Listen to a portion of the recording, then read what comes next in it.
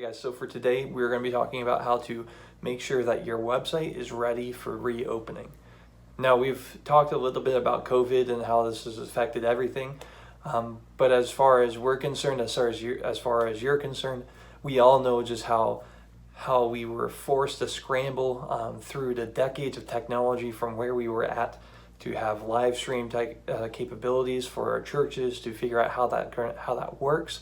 How to stream a church service from a living room, or how to pre-record a service. There's just been a lot of ground that's been advanced, or we've advanced through a lot of technological years and generations as far as how our churches have functioned, especially if you're a normative sized church that hasn't stepped into the digital realm all that much yet. You were suddenly just thrown into the mix of having to be up with the times, how to immediately be able to produce good, decent video for your church members so that they can continue to worship God through the preaching of the word, through worship, if you're able to incorporate any sort of live music through your feeds. Anyways, we were thrusted into this new season of technology for a lot of churches, and now that you've taken those steps, we've seen churches have had increased their audience, have reached numerous more new people, numerous new visitors, people that they would not have already connected with through a normal Sunday morning event. They have now been able to reach all these people. I've seen crazy numbers of 7 to 10 times the amount of actual visitors who are watching some Sunday morning services, and the statistics and the numbers get a little messy when you start looking at live streaming and video views, but we're not going to get into that. Basically what I'm trying to say is, through being thrusted into the spotlight here for COVID and churches and live streaming and all these things, you have engaged with and you have brought new visitors to your church, essentially from their living room into your church living room, the sanctuary. You've brought them into the sanctuary, you've brought them under your teaching.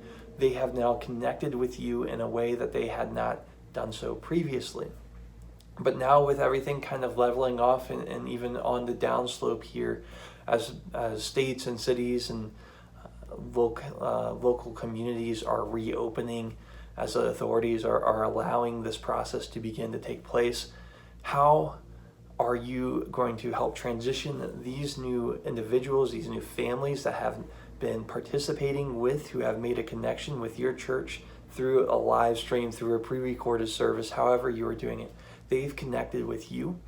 Now, how are we going to make the most out of pulling them, or making the transition from living room to an actual physical location where they're going to meet your members, they're going to meet your pastor personally, they're going to go through these steps that normally would have happened before they even saw a service.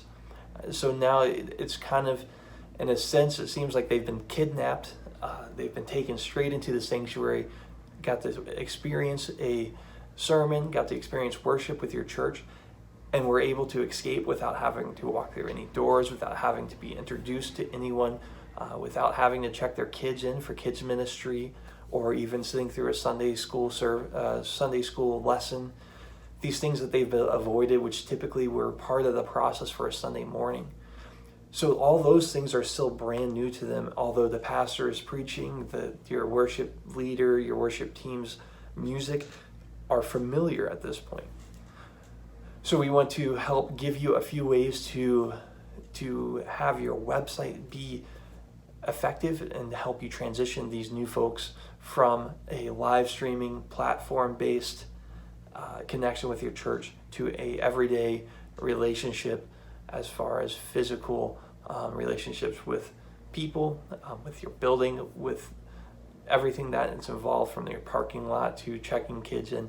All these steps, we want to make sure that our website is being hospitable to them and showing them and giving them the information that they need to prepare for the reintegration of a Sunday morning physical church location service. So we came up with 5 major points that's key for reopening. So there's going to be 5 things that we're going to speak of that are very specific to the reopening phase and getting our websites ready for that. Now, mind you, most of these things are going to be correspond with a new website build. We get that, but these we're focusing them on right now on a new website or on a reintegration website or a church website that's going to help reintroduce or to introduce new visitors, new members to your physical local church. Let me go ahead and pull up my notes here. Whereas the last one is going to be more of a generality as far as just a, not so much it's just a rule of thumb that every website, when we work with our church websites, it's a rule of thumb that we need to keep at the forefront. It's really a filter for how we process the information that goes on the website. It's a filter for how we make decisions on what is and what isn't in the website and how information is presented. So these 5 quick tips to get your website ready for the reopening, the post-COVID reopening, is this. It's an awesome time, especially because we haven't quite opened up completely yet. I know here in Kansas City, depending on what county you're in, they have different rules. My local church has a limit of 50 people in the sanctuary, so we have split services amongst community groups so that each community group is assigned to a service. That way it just makes it easier for people to figure it out. But either way, based on your, I don't know of anywhere that's completely opened up yet. So take this time to really key in your website, to really focus and prepare for when that reopening sign, that reopening message is sent, that it's time to come back this Sunday or a Sunday after. Whenever you're coming back, this is time to key up, to adjust, and to get your website ready for it. So we're going to start with the first one is pictures. Use this time to go through your church and take pictures of all the key areas to help place them in the website in a way that when you talk about kids ministry, they're going to see a picture of your kids ministry area, your check-in, your volunteers. So you want both locations and you want people that are going to be associated with those locations. Now the people might be a little difficult, but with the way the rules are structured in most places, you should be able to have at least a small group of people available where you can place them throughout the church. You could have them be greeters at the front door. You could have them be handing out brochures or your bulletins at the sanctuary doors. You can have someone there at the kids check-in area. You want to be able to introduce faces that are important. So maybe at the kids check-in area, you want them to have the kids ministry director or the kids pastor there on the computer or greeting someone at that check-in area. You want typical greeters at the front door. You want them to be able to connect both people and areas to make it familiar for visitors to your church. So when they go to your website and they look through what it looks like to walk into the sanctuary on a Sunday morning, they're going to see someone who's typically there passing out a bulletin. They're going to see these things, and it's going to connect the dots in their head as far as creating a familiarity with your church building and your people. So try your best. You have the time to interact with other people. You have the time to schedule stuff like this. When it comes to photography, usually we want to be as high quality as possible. So you want a good camera. You want to make sure that the pictures are really nice. But I think there's leeway when it comes to churches to just have photography of your church and your people. And if that means taking pictures on your iPhone, then by all means, take pictures on your iPhone and integrate them into your website. Chances are your camera on your phones are going to be better than any point and shoot camera that you're going to find these days anyways. So go ahead, use your phone, be free in taking pictures, taking videos with your phone. They're going to be high enough quality where as long we're looking at content over quality, and the quality itself is going to be fairly decent. Like the video that I'm shooting right now is done on my iPhone 8. It's not the greatest quality, but we're able to both communicate, we're able to understand, and you're able to see me and recognize me well. So after pictures and after videos, so the visual elements of your site, you want to move onto your home or your about page, whatever page opens up first when you go and visit your URL. So if you go firstbaptistchurch.org, the first page that pops up when you type that into the URL. We want to focus this page on walking your guests, your visitors through a Sunday morning. What I mean by this is I'm not talking about a bulletin of 8:15 we start the worship with these hymns, 8:25 we have a prayer, 8:30 we have announcements, 8:35 we start the sermon. Not like that. What I'm saying is we want to walk them through your church process for Sunday morning. So you want your landing page to start them out in front of the building, and as they read through and get more information, it walks them through what they're going to encounter on a Sunday morning, whether it be check-ins, whether it be greeters at the front door, whether it be coffee and donuts. You want to help them walk through these processes, so when they get there on a Sunday morning, as much of what they experience is familiar as possible. Let me make sure. This goes along with what I say commonly as our church website is an extension of our hospitality, meaning that our church website is designed, especially if we're designing it in a manner that is meant for visitors and guests, we're designing it to introduce new visitors, new guests to our website or to our church through our website.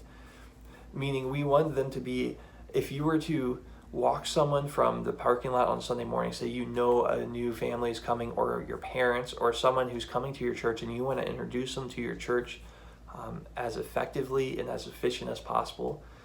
You want to, as you think about, I'm going to bring them from the parking lot through the front doors, I want to introduce them to Pastor so-and-so, I want to take them over to get coffee and a donut, I want to take the kids over to get them registered and checked in. As you think through this process, you want your website to mimic the same steps that you would take physically but virtually. So you want to walk them through with pictures and with the words of what you would introduce them to, what you would show them on a Sunday morning. So this is a key way to show hospitality to visitors through your church website. Moving on here, I lost my notes again. Moving on, we want to make sure that all of our website is cleaned out and up to date with information. Take time to go through every page, click on every link, make sure that there's nothing in there that's outdated, make sure everything is working. You're going to get a huge influx of website visits as soon as churches and as soon as communities start reopening, as people begin to plan out their Sunday mornings, especially if they've been someone that you've reached through a live stream or a virtual church service that now wants to attend your church on a Sunday morning. You're going to have new people on your website, and new visitors and guests on your website have a way to find everything on your website that's out of date and not working. You'll find links clicked on that you didn't even know were linked. You'll find all these things. So place yourself in their shoes, walk your way through every page, make sure everything is correct information-wise.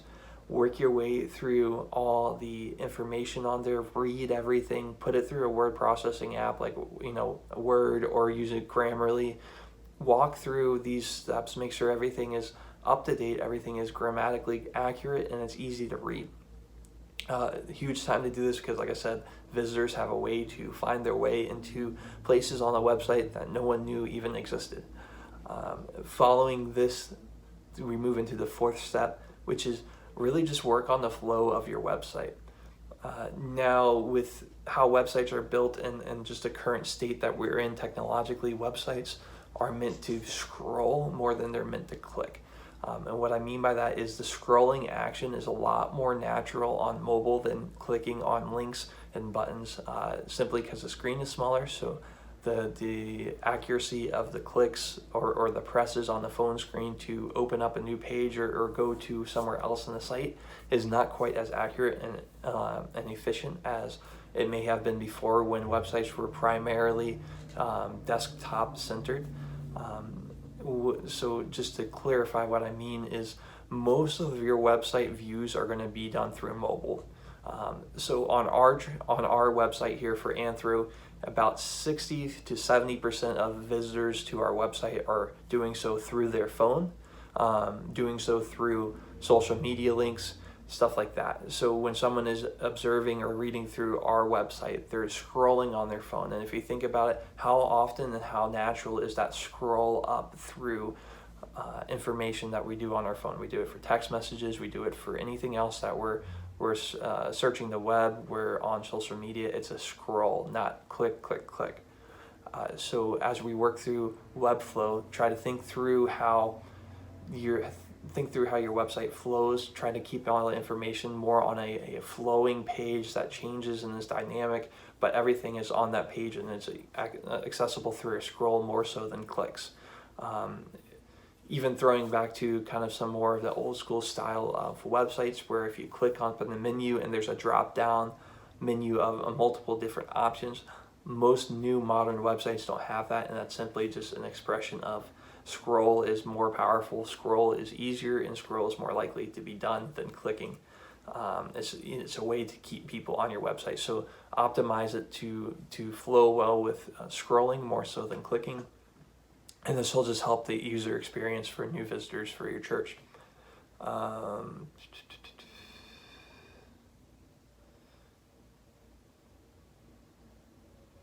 And then lastly, the major point that is key for any website design, any website redesign, any website work period, is we have to know the goal of our website.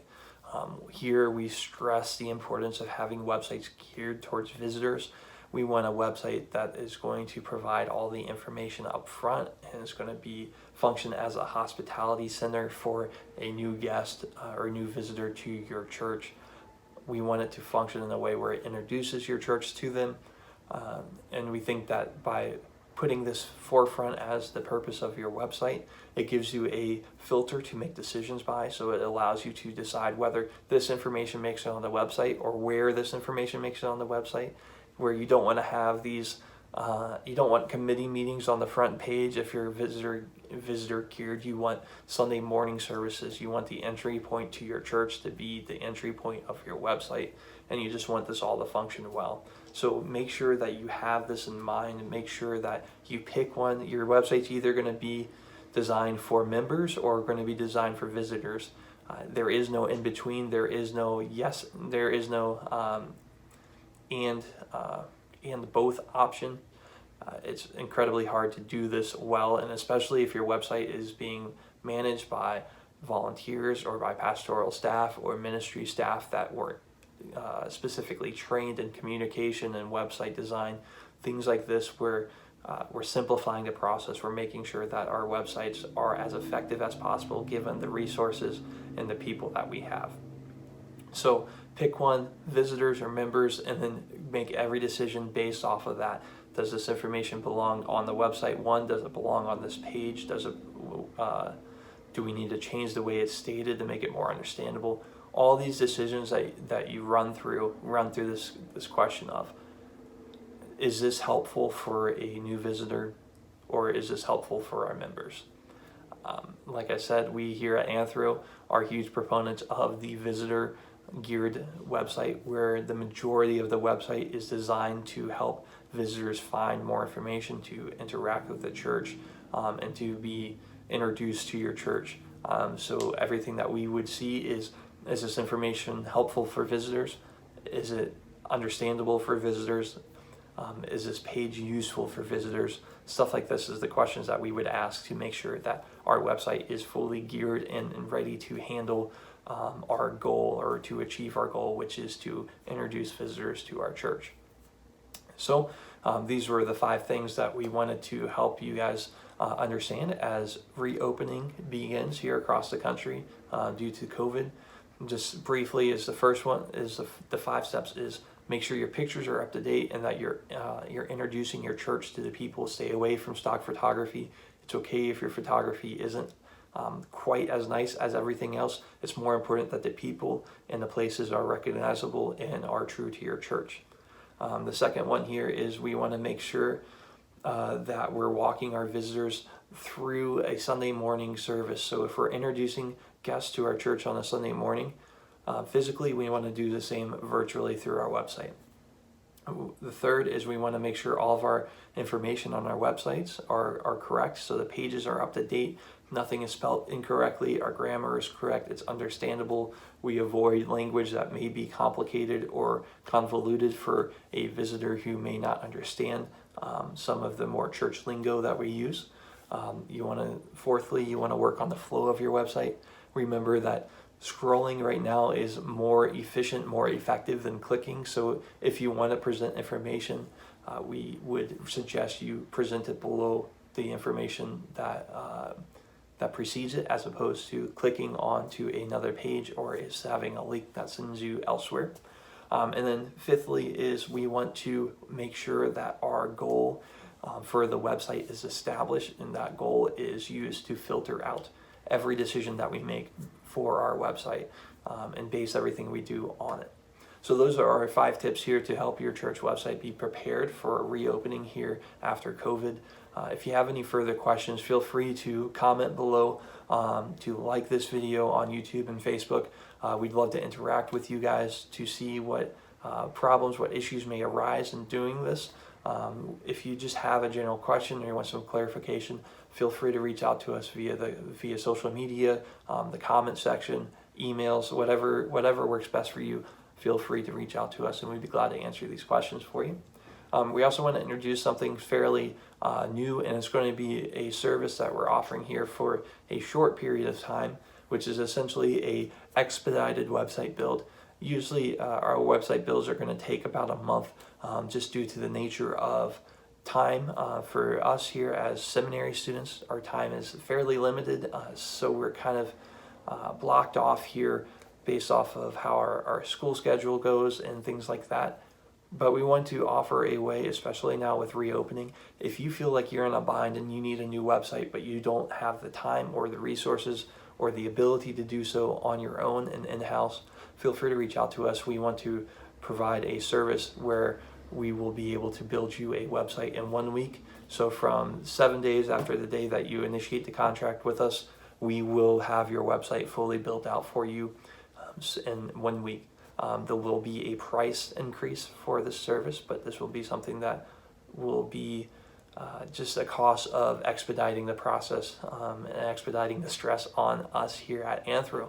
But this is going to be available for you guys. So if you really need a new website, you're trying to reopen here soon, and you just don't think your new website your website is capable or designed to handle something like this, feel free to reach out to us. We'd be glad to get something going. And like I said, we could get it done in 7 days if you choose an expedited service with us. So thanks for watching this.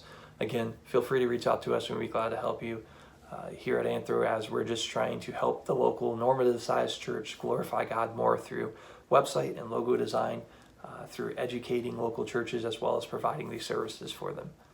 So we hope you have a great day, and we look forward to the next time we're able to talk.